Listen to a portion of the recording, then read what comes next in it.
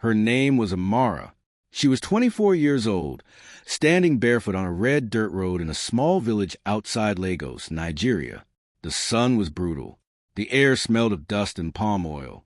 Behind her was a crumbling house with a rusted tin roof that screamed every time the wind blew. She had nothing.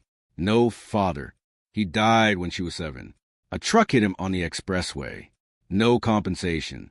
No insurance. No apology. Just a wooden box lowered into red earth while his widow wept and 4 children stood confused. No mother. Her mother didn't die. She simply left. One morning she walked to the market and never came back. Someone said they saw her in Abuja. Someone else said she remarried. Amara didn't search. Searching cost money. Money was something Amara had never held in her hand for more than 10 minutes. She raised her 3 younger siblings alone. Tun was 15. Quiet, angry. He sold oranges at the junction from 6 a.m. to 9 p.m. and brought home 400 naira a day. That was less than $1. Ngozi was 12. Bright, stubborn. She should have been in school. Instead, she was in the kitchen, cooking rice that was more water than grain. Little Chica was 8. He didn't talk much, not since their mother left. He just sat outside and drew shapes in the dirt with a stick. Circles. Always circles. As if he were waiting for something to be complete. Amara worked 3 jobs. She washed clothes for 3 families in the estate across the highway. She peeled cassava at a local processing shed from 2 p.m. to 6 p.m., and at night, she braided hair under a flickering yellow bulb while the younger ones slept on a thin mattress on the floor. Her hands were always raw. Her back always ached. Her eyes always burned. But she never complained. Not out loud. At night, when the village was quiet and the generator next door sputtered and died, Amara would lie on the floor and stare at the ceiling. The tin roof had holes. Through those holes she could see stars. Small, cold, far away, she would whisper to herself, one day, I will leave this place. One day I will walk on floors that don't crack. One day I will sleep on a bed so soft I will sink into it and forget my name. One day. She said it every night, not because she believed it, but because saying it hurt less than saying nothing at all. There were moments that nearly broke her. The night Tun came home with a split lip and blood on his shirt.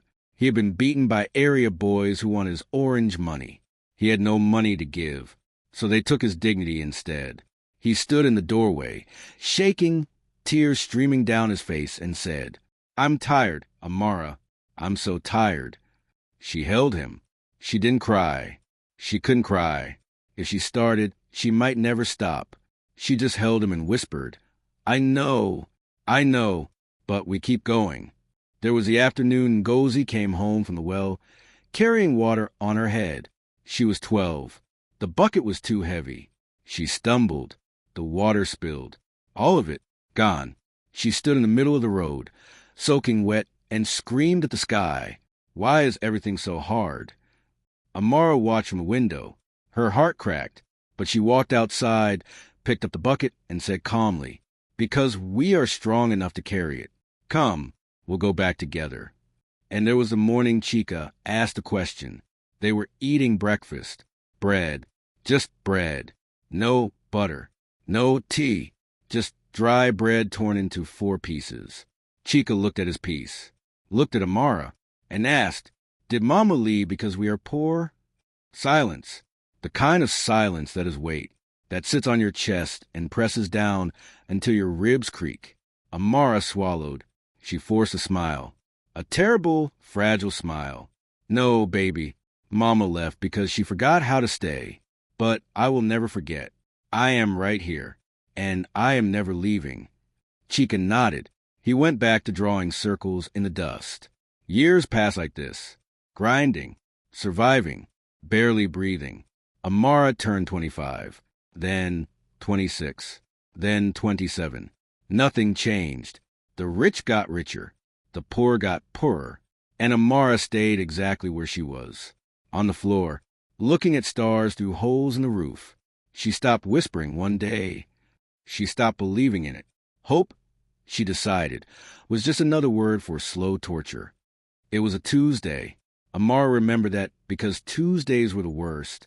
On Tuesdays, she washed clothes for Mrs. Okoro, a woman who lived in a massive house with marble floors and chandeliers, and a dog that ate better than Amara's entire family. Mrs. Okoro was never satisfied. The shirts weren't ironed enough. The sheets weren't soft enough. The stains weren't gone enough. "Do it again," she would say, snapping her fingers. And Amara would do it again, because she had no choice. That Tuesday, Amara was kneeling on the ground outside Mrs. Okoro's gate, scrubbing a white shirt against a washboard. Her knuckles were bleeding. The soap burned her skin. Sweat dripped down her forehead and mixed with the soapy water. A black SUV slowed down, then stopped. The window slid down. A man looked at her. He was not handsome in the way movies tell you men should be handsome. He was not young. He was not tall. He had deep brown skin, silver at his temples, and eyes that carried something Amara had never seen in a man's face before. Calmness, not the calmness of peace. The calmness of someone who had fought wars and won. Someone who had been to the bottom and climbed out with calloused hands and quiet confidence. His name was Daniel Adebayo. He was 51 years old, a businessman, real estate, oil, agriculture. He owned buildings in 3 countries. He sat on boards. He shook hands with presidents. Forbes had mentioned his name twice. He had forgotten more about money than most people would ever learn. But none of that mattered in that moment. What mattered was what he saw. He saw a woman on her knees, bleeding, sweating, silent, not crying, not complaining, just working, with fire in her eyes that refused to go out no matter how hard the world tried to drown it. He saw Amara, and for reasons he could not explain, he could not look away. His driver glanced in the rear-view mirror. "Sir, we will be late for the meeting." Daniel didn't respond. He watched Amara for another 5 seconds. Then he said softly, "She is not late for anything. She is exactly where she is supposed to be." The window rolled up. The SUV drove away. Amara never noticed. 3 days later, a man appeared at Amara's door. He wore a crisp white shirt. He carried a black folder. He spoke politely. "Good morning. My name is Femi. I work for Mr. Daniel Adebayo. He would like to offer you a job." Amara stared at him. "A job doing what?" "Managing a new guest house he is opening in Lekki. It comes with a salary, housing, health insurance, school fees for your siblings." Amara laughed. Not a happy laugh. A broken one. The kind of laugh you make when the universe plays a joke so cruel you can't even be angry. "Is this a joke?" "No, ma'am, it is not." "Why me?" "I don't know this man. I have never met him. I have no experience managing anything." Femi smiled gently. "Mr. Adebayo does not hire resumes. He hires people. He saw something in you. That is all I know." Amara stood in the doorway. Behind her, Tund was listening. Ngozi was listening. Chika was drawing circles on the wall with a stub of pencil. She looked at Femi. She looked at her siblings. She looked at the crumbling house, the rusted roof, the red dirt road. And for the first time in years, she whispered it again. "One day." She looked at Femi. "When do I start?" Amara moved to Lekki. The guest house was beautiful. White walls, dark wood, a garden with actual flowers, a kitchen with a real stove, floors that didn't crack when you walked on them. She stood in the doorway of her new room. There was a bed, a real bed, with a mattress so thick her hand disappeared when she pressed it. There were pillows, white, clean, soft. She sat on the edge of the bed. She burst into tears. Not sad tears. Not happy tears. The kind of tears that come when your body has been holding tension for 27 years, and suddenly someone cuts the rope and everything just pours out. She cried for her father. She cried for her mother. She cried for Tun's split lip and Ngozi's spilled water and Chika's silent circles. She cried for every night on the floor, every bleeding knuckle, every piece of dry bread. She cried until the pillow was soaked. Then she wiped her face, stood up, and said, "Okay, now I work." And work she did. Amara ran that guest house like her life depended on it, because in a way it did. She learned everything. bookkeeping, customer service, inventory management. She stayed up late reading books Femi brought her. She asked questions. She made mistakes. She fixed them. She made more mistakes. She fixed those too. Within 6 months, the guest house was the highest rated in the area. Within a year, Daniel gave her a raise. Then he gave her another property to manage. Then another. He watched her, not closely, not obsessively, but with a quiet admiration that grew every time he heard her name. Amara fixed the plumbing issue in 2 hours. Amara negotiated a new contract with the suppliers. Amara handled a guest complaint, so well the guest wrote a 5-star review. She was relentless. She was unbreakable. She was everything he had seen from that car window, and more. One evening, Daniel came to inspect the guest house personally. He walked through every room, touched the walls, checked the garden, nodded at the staff. Then he found Amara in the back office. She was hunched over a laptop, frowning at a spreadsheet. Her braids were messy. There was ink on her cheek. Her eyes were red from screen light. He stood in the doorway and watched her for a moment. "You work too hard," he said. She looked up, startled. "I'm sorry, sir. I didn't hear you come in." He stepped inside, sat down across from her. "Call me Daniel." "I prefer sir." He smiled. "Why?" She looked at him, straight in the eyes. "Because respect is the only thing I can give you that costs nothing. And I have learned that the things that cost nothing are worth the most." Daniel leaned back in his chair. He studied her face for a long time. "Amara, do you know why I hired you?" "No, because I was once you." She blinked. He continued. "I sold oranges at a junction too. I carried water on my head. I slept on a floor. I know what it feels like to be invisible, to be on your knees in front of someone else's gate, scrubbing their clothes, wondering if this is all your life will ever be." Amara's throat tightened. "And then someone gave me a chance," he said. "Just one. And I took it. And I never let go." He leaned forward. "I am giving you that chance. Not because I feel sorry for you, but because I see myself in you. And I refuse to let that fire go to waste." Silence. Then Amara spoke. Her voice was barely above a whisper. "I will not waste it.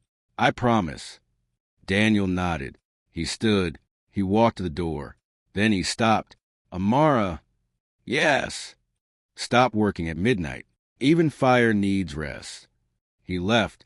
She sat there for a long time, staring at the empty doorway. And for the first time in her life, she felt something she couldn't name. It wasn't hope. She had given up on hope long ago. It was something deeper.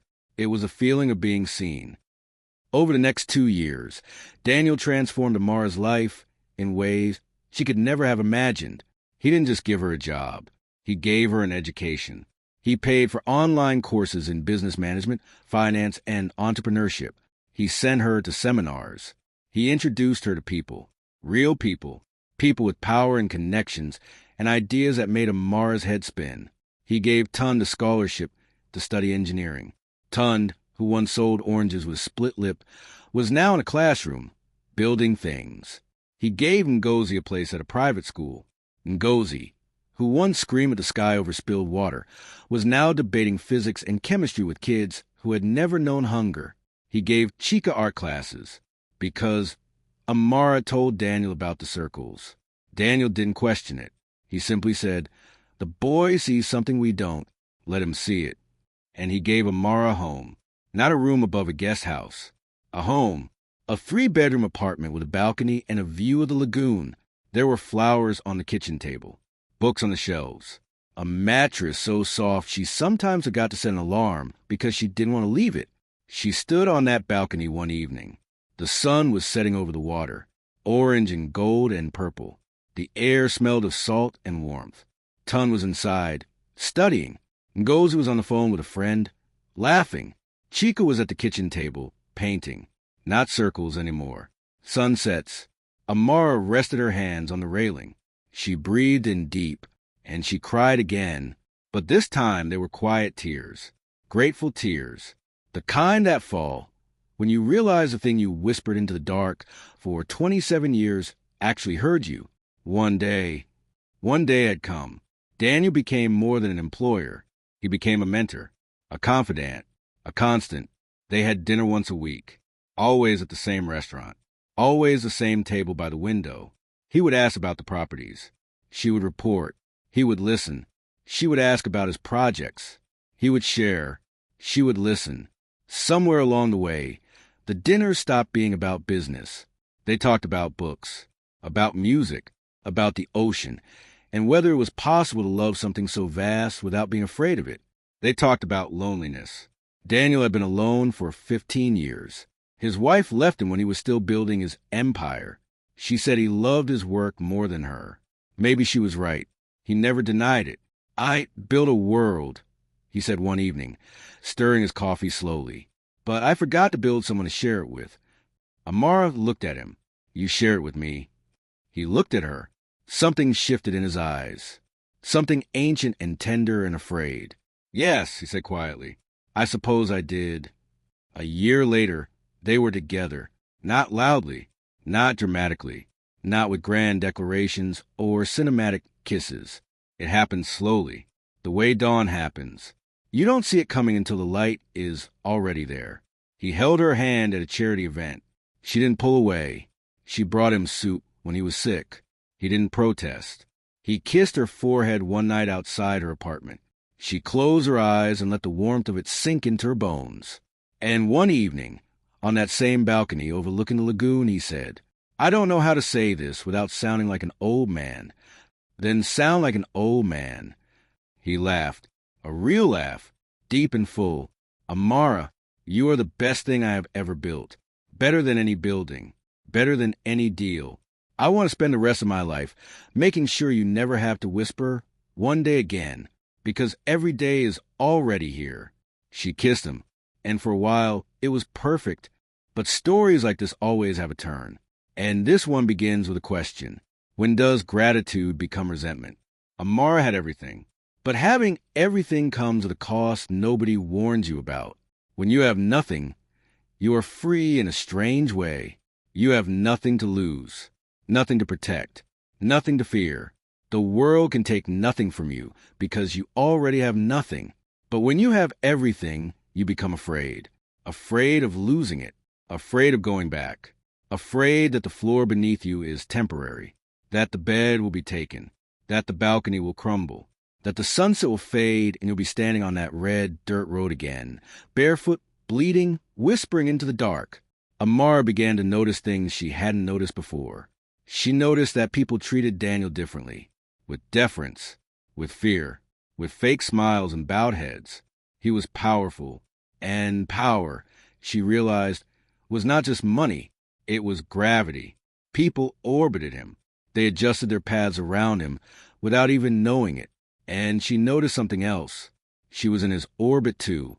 Everything she had came from him: the job, the apartment, the siblings' education, the clothes on her back, the food on her table, the sunset on her balcony. She had earned it. She had worked for it. She had bled for it. But the door had been opened by him. And doors, she learned, can be closed by the same hand that opens them. This thought planted itself in her mind like a seed. Quiet, small, almost invisible. But it grew. She started meeting people through Daniel's circle.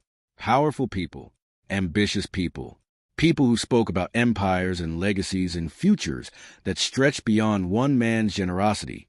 One of them was Victor. Victor was 35, sharp, charming, ruthless in a way that looked like confidence. He was an investor. He had his own money, his own buildings, his own gravity. He looked at Amara not the way Daniel looked at her, with tenderness and history and quiet awe. He looked at her the way a hunter looks at a weapon. He saw what she could become. Not someone's protege, not someone's partner, not someone's story of redemption. He saw a queen, and he told her so. "You are the smartest person in every room you walk into," Victor said one evening at a gala, handing her a glass of wine. "And you don't even know it, because you've been standing in someone else's shadow for so long you forgot you have your own light." Amara took the wine. She didn't drink it. She just held it. "Daniel gave me everything," she said. Victor nodded. "Yes, he gave you everything." But here's the question nobody asks you. He leaned closer. What have you given yourself? The seed grew roots. Amara began to pull away from Daniel. Not dramatically, not cruelly, just slowly, the way the tide pulls back on the shore before a wave. She started her own side business, a consulting firm, small at first, using the knowledge and connections Daniel had given her. She told herself she was building something of her own, something that belonged to her, something that couldn't be taken away. She told herself this was growth, not betrayal. She told herself this was independence, not ingratitude. She told herself this was what Daniel would want. But she never told Daniel. Victor fed her ambition like fire feeds on air. You don't need him, Victor said. You never did. You needed a chance. He gave you one. But a chance is not a chain. You can walk through the door and keep walking. He trusts me, Amara said. And you trust yourself, Victor replied. Which matters more? She didn't answer, but the silence was its own answer. The business grew. Quietly, quickly. Amara was brilliant. She had always been brilliant. Hunger had sharpened her. Survival had taught her to think 3 moves ahead. And now, with resources and connections, she moved like water finding cracks in stone. She signed clients. She negotiated deals. She built a team. She earned her own money. Real money. Money with her name on it. And with each naira she earned, the seed of resentment grew into something larger, something with teeth. She began to see Daniel not as a savior, but as a gatekeeper, not as a partner, but as a ceiling, not as love, but as a beautiful cage with an open door she was too afraid to walk through. She began to see his generosity as control, his kindness as obligation, his love as a debt she could never repay. This was not true. But resentment doesn't care about truth. It cares about what it can justify. The betrayal happened on a Thursday. Daniel was finalizing the biggest deal of his career, a massive real estate development that would cement his legacy for decades. He had been working on it for 3 years. He trusted Amara with the details, the numbers, the strategy, the contacts. He trusted her completely. And Amara took that trust and handed it to Victor. Victor had been building a competing bid, quietly, behind the scenes, using Amara's access, Amara's knowledge, Amara's position. The deal went to Victor. Daniel lost everything he had invested, 3 years of work, millions of dollars. His reputation took a hit so severe that partners began to distance themselves. He called Amara. What happened? Silence. Amara, what did you do? More silence. Then she spoke. 1 sentence. Quiet, steady, final. I walked through the door. Daniel sat in his office for a long time after that call. He didn't scream. He didn't throw things. He didn't curse her name. He just sat there, staring at his phone, staring at the wall, staring at the version of himself who once knelt in the dirt and been given a chance by someone who saw something in him. And he wondered, did I see her clearly, or did I see myself? He never contacted her again. Amara built her empire. With Victor's backing and her own relentless drive, she expanded. Real estate, consulting, investments. She sat on boards. She shook hands with presidents. Forbes mentioned her name. She bought a house. A real house, not an apartment. A house with a garden and a gate and a driveway. She put flowers on the kitchen table, books on the shelves. She bought Chica a studio. She funded Tun's engineering firm. She sent Ngozi to study abroad. She stood on the balcony of her new home one evening. The sun was setting, orange and gold and purple. The air smelled of salt and warmth. She rested her hands on the railing. She breathed in deep, and she waited for the tears to come. They didn't. She waited for the guilt, the shame, the weight of what she had done. It didn't come either. What came instead was something she hadn't expected. Peace, not the peace of innocence, not the peace of righteousness, the peace of someone who had decided that survival was more important than loyalty, that freedom was more important than gratitude, that her own life mattered more than the man who had helped her find it. She knew what she had done. She knew it was cruel. She knew Daniel didn't deserve it. But she also knew something else. She was never going back to that floor. Never going back to that roof with holes. Never going back to dry bread and bleeding knuckles and whispered prayers into the dark. Never. And if the universe demanded a price for that freedom, she had already paid it with her conscience. She never spoke to Daniel again. She never apologized. She never looked back. Years later, a journalist asked her in an interview, "Who was the most influential person in your life?" Amara smiled, that same fragile smile she once gave Chica over dry bread.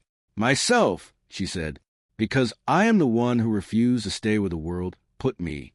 The journalist nodded, then asked, "Is there anyone you wish you could thank?" Amara paused, a long pause, the kind of pause that holds entire lifetimes. "Yes," she said, "someone who saw me when I was invisible. But some debts are too large to repay with words. So I repay them by living the life they believed I could." She looked into the camera.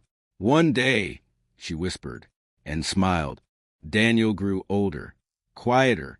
He rebuilt, slowly, not to the heights he once knew, but enough. He never spoke of Amara, not to anyone. But sometimes, when he drove past a gate and saw a woman on her knees, scrubbing, sweating, silent, he would slow down, and he would wonder, should I stop? And then he would drive on, because he had learned the cruelest lesson of generosity. Sometimes the person you lift up will be the one who pushes you down, and sometimes they will live happily ever after, and there is nothing you can do about it. Amara never forgot him. She kept one thing from her old life, a small, folded piece of paper. On it, in her handwriting, were the words she used to whisper every night on that floor. "One day I will leave this place. One day I will walk on floors that don't crack. One day I will sleep on a bed so soft I will forget my name." She kept it in a drawer by her bed, not as a reminder of where she came from, but as proof that she had arrived. Some betrayals are born from evil. This one was born from hunger, and hunger, once awakened, never truly sleeps again.